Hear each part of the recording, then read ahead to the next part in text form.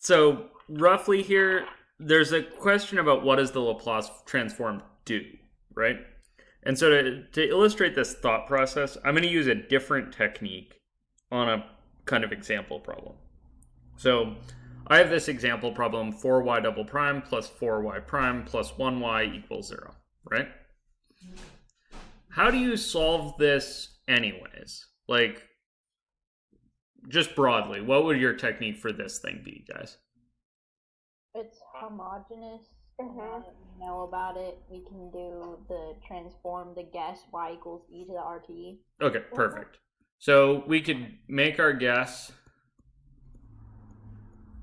y is e to the RT, and then we'd get 4r squared e to the RT plus 4r e to the RT plus plus e to the RT.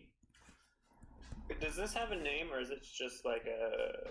This is second order linear variation of parameters. Close. Is that right? This is second order linear constant coefficient homogeneous ODE. Well, yeah, Right, like but all it's of like that was. this method of solving Oh, doesn't have... yeah, this method of solving doesn't necessarily have a name, but let's just call it the standard technique.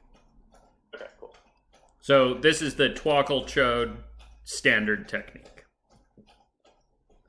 So I've got the homogeneous equation already, so I make this guess, I substitute it in, I then maybe multiply this whole thing by 1 over e to the RT. How do I know that's not going to cause any problems? It can never be 0. Perfect. That can't be 0, so it's not going to introduce any issues. So then I get this other equation, 4r squared plus 4r plus 1 equals 0. And then I think to myself, I have to do something with that. Right? I need to solve this somehow. But please kind of notice... Actually, go ahead. How do I solve that? Find R. Yeah. So you have some options. You can plug it in the quadratic formula. You can notice that it's a perfect square trinomial. You could divide by 4 and complete the square. What else? That is 2r plus 1 quantities squared. Right? That's just kind of a complete the square notice or whatever. You guys with me on that?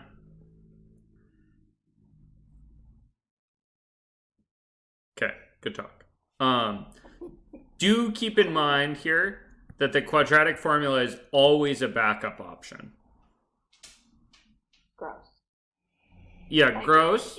However, will get you the right answer. I still have to look it up every time I use it. You can also just plug it into your calculator. Sure. That's true. That's what they're for. Yeah, and Doing the gross. And do keep in mind that I maybe have not done the best job of saying, I don't really give a damn which method you employ. If you want to solve quadratic equations by plugging them into your calculator, that is totally fine by me. I don't know, Joe. Your indifference is pretty legendary. So I would prefer, personally, complete the square, but I suspect that that's a personal bias that I have. And I know that it doesn't make a mathematical difference.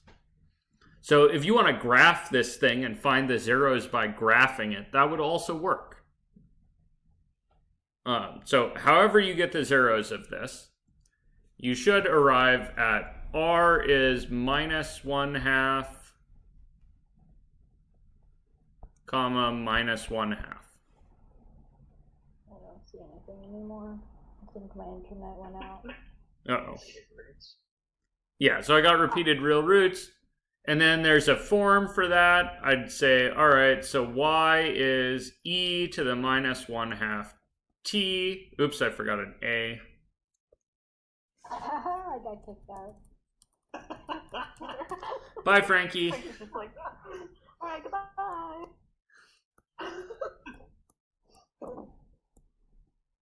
And then for the second part of my solution, what do I need? B, T. B, yeah. Yep, a b t e to the minus 1/2 t.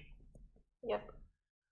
Okay, so I would maybe like to highlight the similarity between this thing and what inverse Laplace transform does, or what Laplace transform does, right? Like, up here, I started with a differential equation, right? Then I did something that got me to an algebra problem, right? Yeah. Then I solved that algebra problem.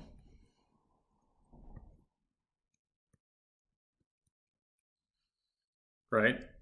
And then I went back to differential equations land, right? I solved an algebra problem, and then I used the solution to the algebra problem to get the answer to the differential equation. Does that process kind of make sense? Yes.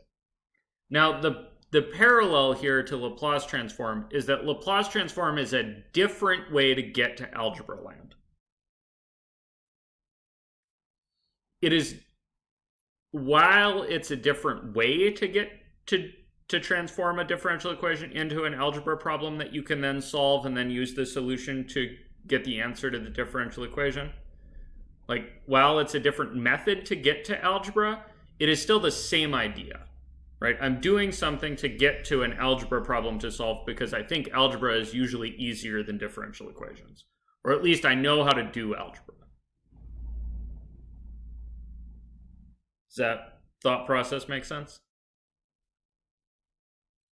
Yes. That process makes sense, but I keep getting kicked out of the board, and every time I try to enter, it won't let me enter and goes straight into like a board. Yep. I don't know why. Same. Bummer.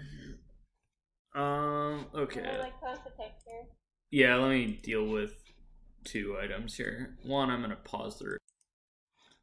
Okay, so any questions on this as a roughly parallel process?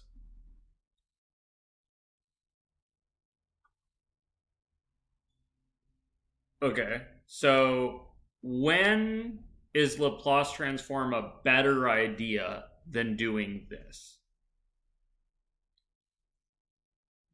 Wait, what was that? So I have this technique as an option, right? Yeah. So We're still in. Well, I guess we started with y's.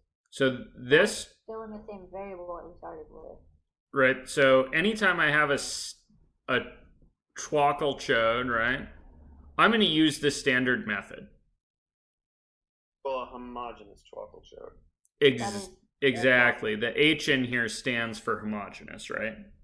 Otherwise, it would be a So- Quadratic.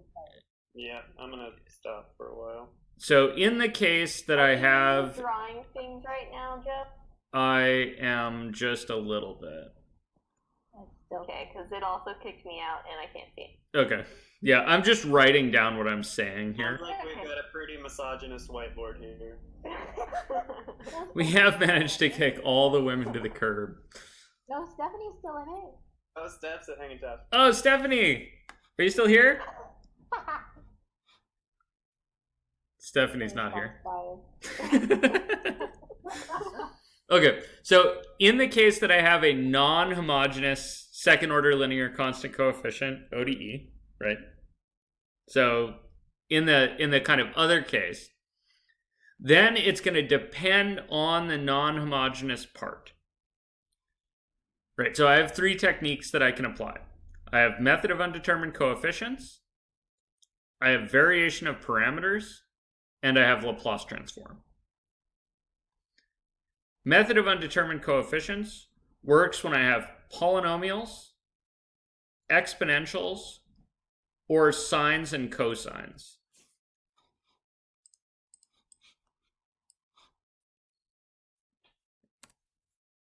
On the right-hand side. or products thereof. Does that part make sense? Yes. Okay. So failing having those things, I'll use variation of parameters by default, unless the right-hand side has unit step functions or deltas. If the right-hand side has unit steps or deltas, I have to do Laplace transform. I don't have a technique to deal with discontinuous forcing functions unless I use the Laplace transform. Does that part make sense? Yes. Okay. So for things that are not in the that are not polynomials, exponentials, sines, or cosines, and are also not unit step functions and deltas, I have two choices. I can either try variation of parameters, or I can try Laplace transform. If it's something that's on the Laplace transform table, I will probably try Laplace transform. If it's not on the Laplace transform table, I will probably do variation of parameters instead. Does that thought process make sense? Can you say it one more time? So if I have something that is not obviously method of undetermined coefficients or Laplace transform, right? Mm-hmm.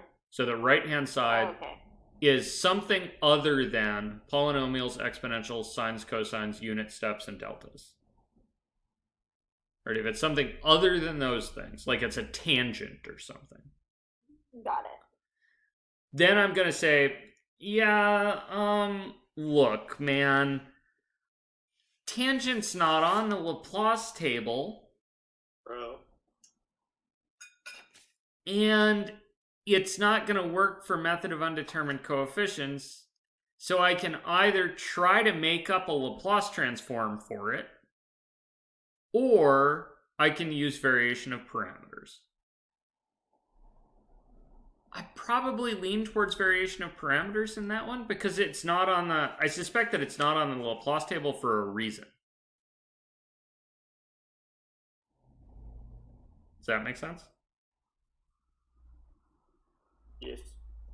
But if it's a sinh or a cosh, those are on the Laplace transform table. Or if it's like a 1 over t times a sine or something, that's on the Laplace table. And these are all things in the right hand side.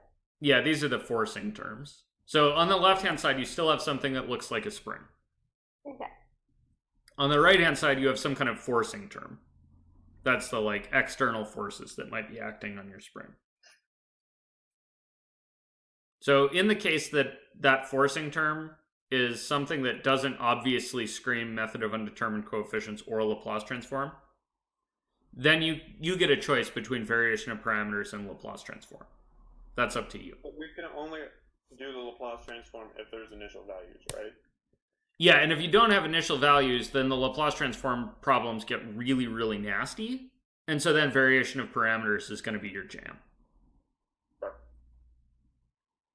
If you have the initial values, then you get a choice. Right? Even if you don't have the initial values, you could try to Laplace transform with arbitrary initial values, but that's usually a disaster.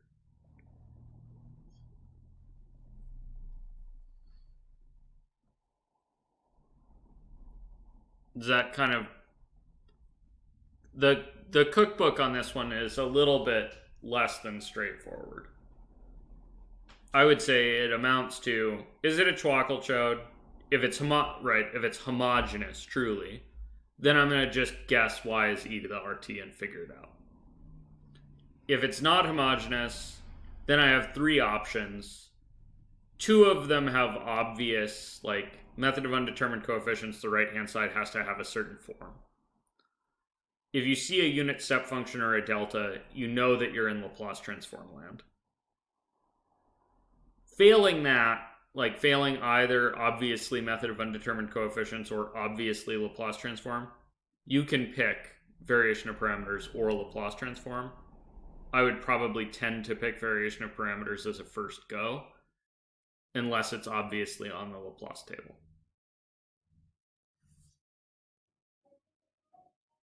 Does that make sense?